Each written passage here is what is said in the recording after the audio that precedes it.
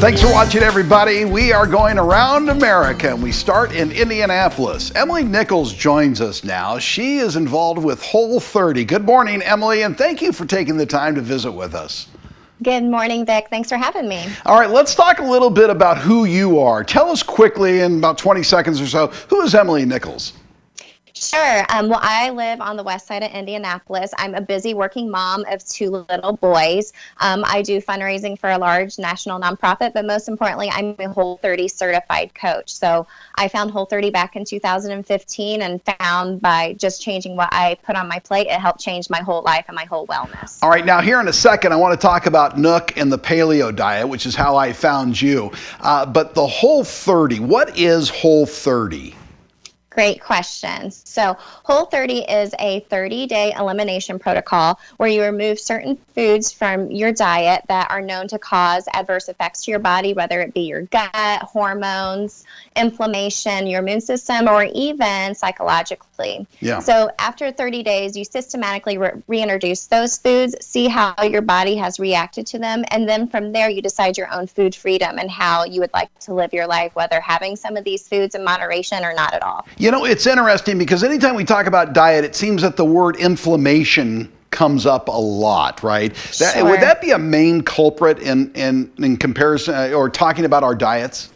Absolutely. I think a lot of times people focus on weight loss, but a lot of times a lot of ailments people have to do with inflammation. With Whole30, we focus on a lot of non-scale victories. Weight loss is just one of the many side effects, but a lot of people that suffer autoimmune diseases like celiac disease, acne, arthritis, a lot of that comes from inflammation. Sometimes when they remove some of these foods from their diet, they find that they feel better. Yeah. All right, let's talk about sugar. And I said before we turned everything on, sugar bad, right? And you said, well, maybe not bad, maybe not good. I don't know. So where are we on sugar? Yeah, like I said, sugar isn't necessarily good or bad. I personally have a very big sweet tooth, and I have to really moderate how frequently I have sugar. Right. You know, I'm not a dietitian, but I can attest to getting that sugar rush when you have something sweet. And, you know, a lot of the clients I work with as a Whole30 coach, all of them are super surprised after 30 days of taking sugar out of their diet. They didn't realize how much they relied on it when they were stressed or just mindlessly eating sweets. And then the more they ate it, the more they craved it. Well, now, would it be safe to say, though, that less sugar would be a good idea? Absolutely. And it really comes down to being mindful and knowing how sugar affects your body and your mind and making really conscious decisions about what you want. And sometimes sugar, you know, my grandma and my aunt make these really beautiful sugar cookies, and that tradition of them, it reminds me of them, and it's more the thought and the feeling associated with them versus the actual taste and the sugar rush from it. Okay, now I found you through Nook in Indianapolis and the paleo diet. What is your relationship with Nook? And then we'll talk just briefly about the paleo diet.